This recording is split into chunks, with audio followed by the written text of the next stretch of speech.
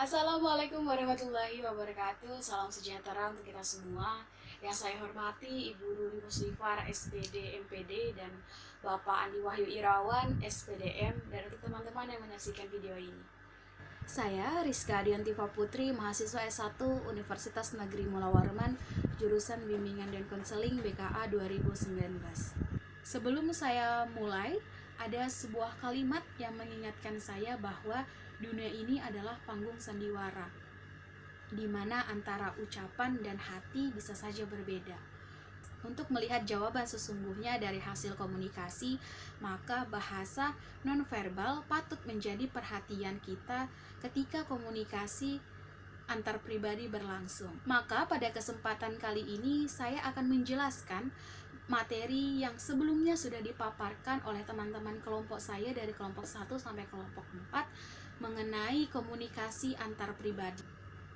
Komunikasi adalah sebuah penyampaian pesan dari seseorang kepada orang lain melalui proses tertentu sehingga terjadi atau tercapainya tujuan atau maksud dari kedua belah pihak.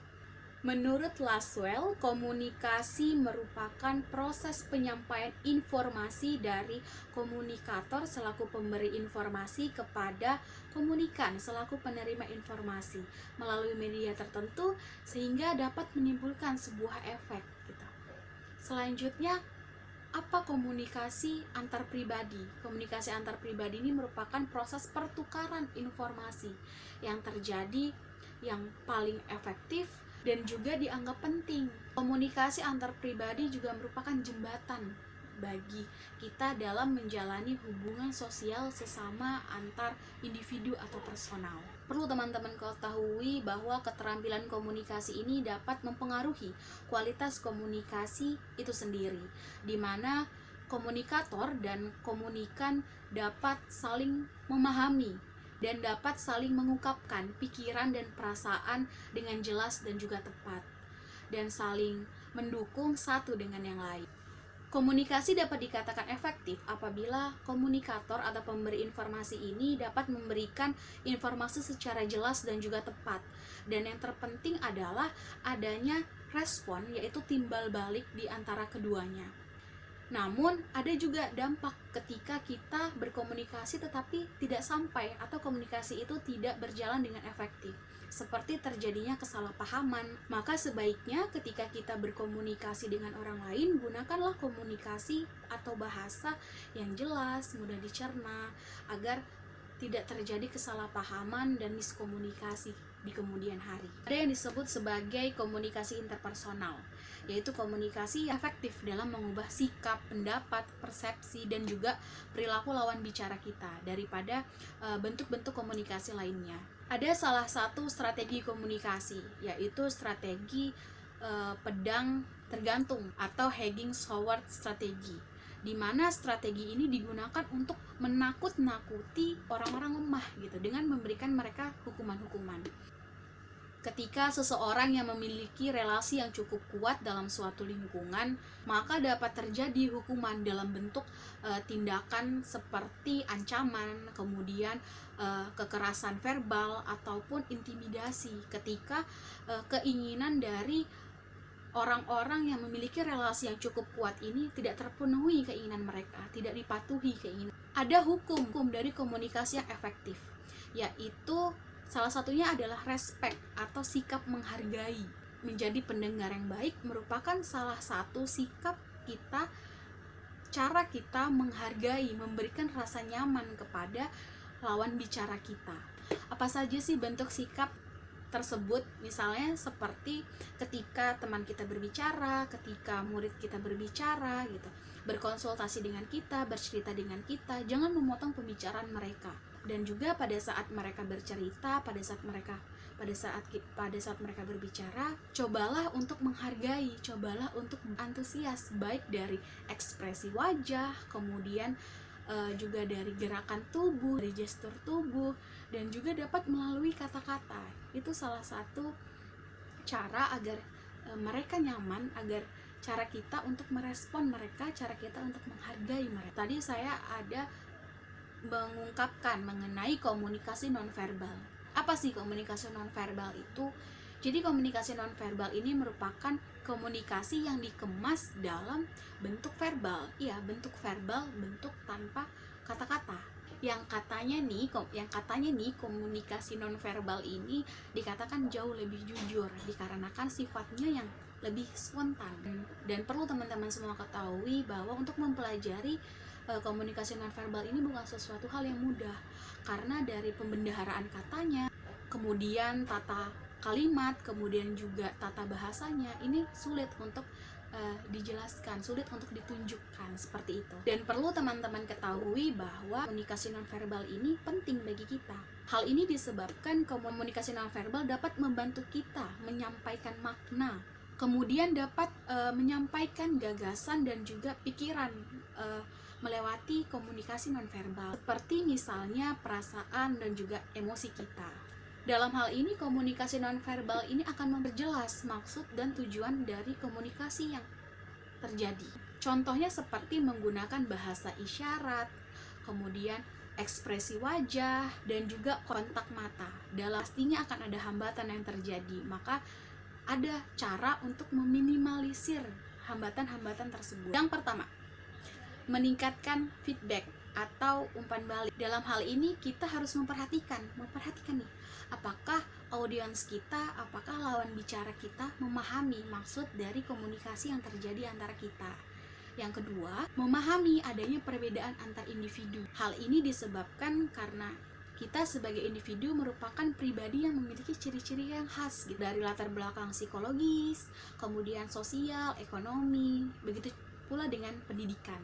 Yang ketiga, menggunakan bahasa yang sederhana, bahasa-bahasa yang mudah dipahami. Jangan menggunakan bahasa-bahasa yang sulit untuk mereka cerna.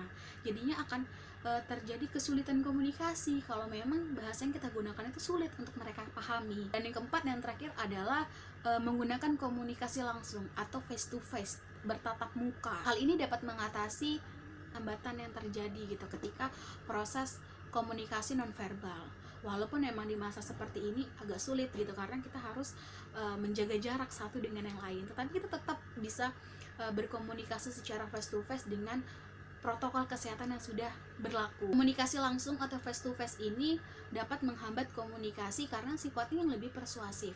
Komunikator atau kita yang memberikan informasi dapat memadukan bahasa verbal maupun bahasa nonverbal. Di samping kata-kata yang selektif, kita juga dapat membarengi dengan menggunakan kontak mata, ekspresi wajah gitu, terus gestur, bahasa tubuh kita yang lainnya, membuat komunikasi tersebut dapat dipahami.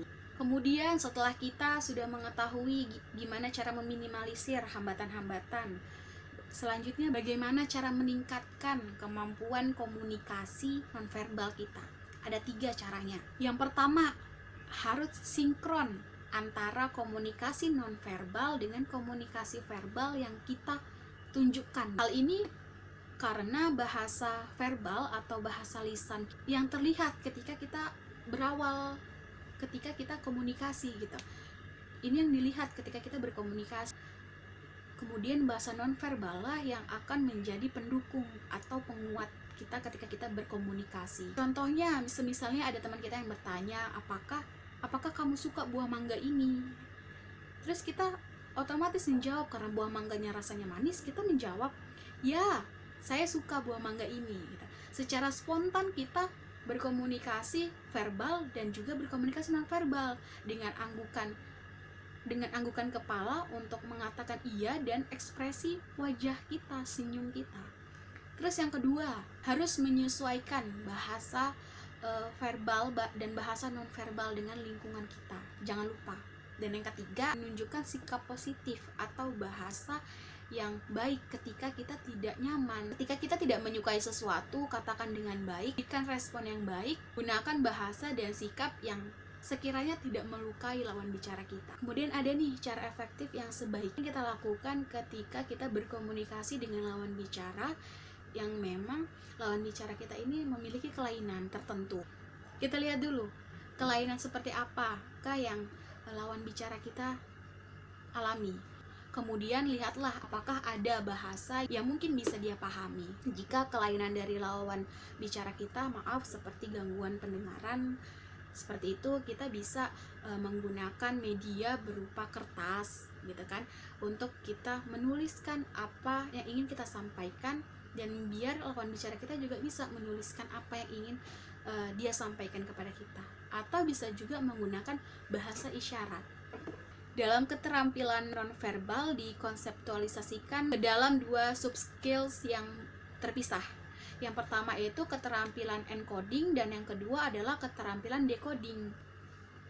Untuk keterampilan encoding sendiri atau keterbacaan merupakan kemampuan untuk berkomunikasi emosi, sikap, atau pesan lain melalui isyarat nonverbal, sehingga individu dapat menafsirkan pesan yang kita sampaikan.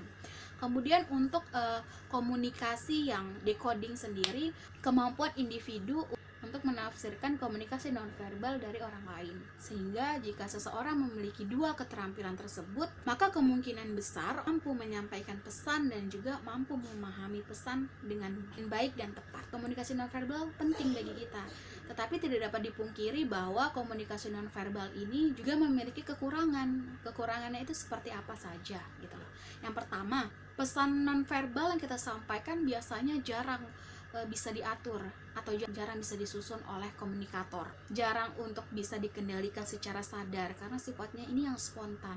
Hal ini dikarenakan komunikasi nonverbal dikatakan lebih jujur gitu loh. Kenapa jujur kok malah dibilang sebuah kekurangan? Contohnya ini seperti kita tidak suka sesuatu gitu, misalnya kita ditawari buah jeruk, kemudian sebenarnya rasanya itu asam, kecut gitu, kemudian teman kita tanya gini, kamu suka jeruk itu manis kan? Kemudian kita secara spontan untuk menghargai perasaannya, kita mengatakan iya, jeruk ini manis, padahal tanpa kita sadari bahwa ekspresi wajah kita menunjukkan bahwa sebenarnya jeruk itu tidak manis, sebenarnya jeruk itu asam, sebenarnya jeruk itu kecut gitu. Ketika komunikasi nonverbal dan komunikasi verbal ini berbeda, tidak sinkron, maka dapat menimbulkan kecurigaan. Maka dari itu kebanyakan orang lebih mempercayai bahasa nonverbal. Yang kedua, komunikasi nonverbal ini memiliki sifat kurang terencana atau terstruktur hingga sulit untuk dipelajari, dan dalam proses pembelajarannya pun sulit juga gitu loh untuk dijelaskan. Dan yang ketiga, tidak bisa diartikan dengan jelas karena memang tidak semua orang bisa langsung memahami gitu bahasa nonverbal yang disampaikan oleh lawan bicara. Bagaimana cara mendengarkan yang baik dan seperti apa cara mendengarkan yang tidak baik yang harus kita hindari. Cara mendengarkan yang baik, yang pertama, cobalah memberikan perhatian yang cukup terpusat kepada lawan bicara kita. Ketika klien kita berbicara, contohnya ketika peserta didik menemui kita selaku guru BK memperhatikan apa yang ingin dia sampaikan, apa yang ingin dia beritahu, permasalahan seperti apa itu, perhatian kita pusatkan pada dia. Yang kedua, mendengarkan perkataan, mendengarkan cerita dari klien kita dengan baik. Contohnya ketika peserta didik kita datang menemui kita gitu, kemudian menceritakan mengapa nilai-nilai dia akhir-akhir ini turun. Yang ketiga, memberikan penanganan atau masukan atau saran tentang apa permasalahan yang dihadapi. Misalnya seperti tadi, ketika anak didik kita, peserta didik kita datang, kita beritahu alasannya. Mungkin saja nilai-nilai dia turun akhir-akhir ini disebabkan karena dia terlalu sibuk dengan kegiatan ekstrakurikulernya, sehingga ketika di dalam kelas dia kurang fokus, dan sampai di rumah pun materi yang sudah dipelajari, materi yang sudah dijelaskan tidak dia ulang-ulang kembali. Cara mendengarkan yang kurang baik harus kita hindari. Yang pertama, tidak memperhatikan gitu, tidak memperhatikan lawan bicara kita atau sibuk dengan urusan kita sendiri. Hal ini tidak boleh gitu kan. Yang kedua, mengajukan pertimbangan pribadi kepada klien sebelum klien tersebut menceritakan keseluruhan permasalahannya. Yang ketiga, memberikan respon sebelum konseling kita atau klien kita atau peserta didik kita selesai dalam bercerita. Belum selesai nih menceritakan permasalahan yang mereka hadapi. Yang keempat, tidak runtun dalam membahas topik permasalahannya. dikarenakan tidak adanya konsentrasi di awal, kemudian sibuk sendiri dengan urusan-urusannya. Maka ketika sudah selesai klien kita bercerita dan meminta tanggapan kita seperti apa, kita bertanya gitu, tapi tidak runtun. Banyak pertanyaan-pertanyaan di luar dari pembahasan yang terjadi. Dalam komunikasi pribadi ada keterampilan yang namanya keterampilan mengajukan pertanyaan atau questioning. Apa nih konsep dasar dari questioning sendiri? Yang pertama adalah mampu memahami satu dengan yang lain. Yang kedua, mampu mengkomunikasikan dengan baik mengenai pikiran dan juga perasaan.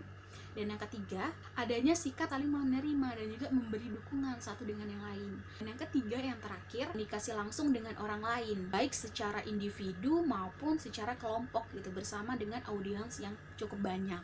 Mampu memecahkan masalah dan permasalahan antar pribadi. Yang terakhir, mampu memecahkan masalah atau konflik-konflik yang terjadi antar pribadi. Dalam keterampilan mengajukan pertanyaan itu sendiri ada 2 jenis pertanyaan. Yang pertama, pertanyaan tertutup, dan yang kedua adalah pertanyaan terbuka. Kemudian dalam mengajukan pertanyaan kepada konseli, pertanyaan seperti apa yang sebaiknya kita hindari ketika kita berinteraksi atau berkomunikasi dengan konseli atau klien kita. Yang pertama, pertanyaan yang bersifat memojokkan atau yang bersifat menekan konseli atau klien kita. Yang kedua, tidak membuat konseli atau klien kita berpikir dengan cukup keras untuk menjawab pertanyaan-pertanyaan yang kita berikan. Karena di sini tugas kita untuk membantu mereka meringankan beban mereka, meringankan permasalahan mereka, untuk mendengarkan permasalahan mereka. Justru jangan kita tambahi dengan pertanyaan-pertanyaan yang mereka sulit untuk menjawab. Yang ketiga, hindari menghakimi atau menyalahkan klien kita ketika mereka menceritakan permasalahan mereka. Kita di sini untuk membantu mereka menyelesaikan permasalahan mereka, memberikan solusi pada mereka. Kita sebagai seorang konselor, sebagai seorang guru BK, sebaiknya lebih memotivasi agar bagaimana mereka bisa untuk menyelesaikan permasalahan mereka ini. Dalam questioning kita sebaiknya memahami beberapa keterampilan-keterampilan. Di antaranya seperti keterampilan pembukaan atau teknik opening skill, kemudian keterampilan pembicaraan topik netral, kemudian keterampilan pemindahan topik netral ke permulaan konseling. Mengapa kita perlu mengetahui keterampilan-keterampilan tersebut? Hal ini agar hubungan kita sebagai konselor dengan konseli kita berjalan dengan baik selama proses konseli itu berlangsung. Sekian penjelasan saya mengenai komunikasi antar pribadi, dan semoga video ini dapat menambah wawasan kita semua. Dan apabila ada tutur kata saya yang kurang berkenan, mohon untuk dimaafkan. Sampai jumpa. Wassalamualaikum warahmatullahi wabarakatuh. Terima kasih.